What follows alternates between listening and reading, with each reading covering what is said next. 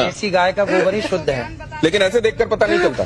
ये पता चलता उसके भी गुण होंगे, पर वो यहाँ पे कहाँ लिबर्टी ले आए हम आपके बीच में। तो ये क्या ये इसको जैसे अगर कोई आपके जितना जानने वाला नहीं है, उसको शुद्ध के बारे में पता नहीं है, शुद्ध देसी आपने कहा गोबर का इस्तेमाल करो, वो इसका इस्तेमाल क्या सौंदर्य प्रसाधन में कर सकता है?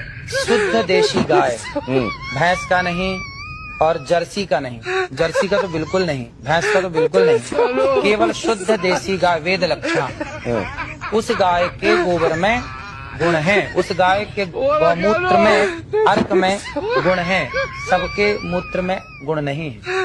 नहीं तो अगर इस तरीके से गोबर आपको कहीं मिले तो उसको सौंदर्य प्रसाधन के तौर पर इस्तेमाल नहीं करना चाहिए। ये गोबर खेतों में डाल के खाद बनाने के काम का है, लेकिन जो देसी गाय का गोबर है वह आपके लिए अमृत का। आपने क्या कहा था गोबर के संदर्भ में?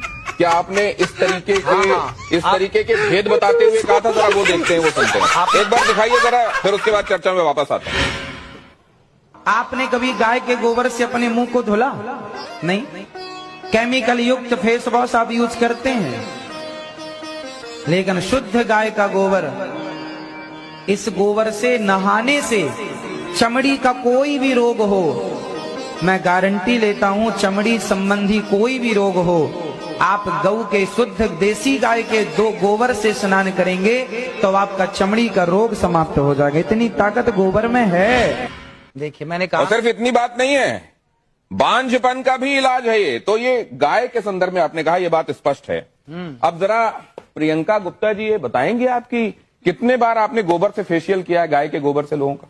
सर मैंने तो आज तक, जो मेरी इंडस्ट्री है इसमें मुझे कहीं पे भी पढ़ाया और सिखाया नहीं गया कि गोबर से आप फेशियल कर सकते हो या गोबर से अपनी स्किन को चमका सकते हो। और जैसे कि बाबा जी बता रहे हैं, और अगर ऐसा है तो इसके ऊपर रिसर्च जरूर करना चाहिए।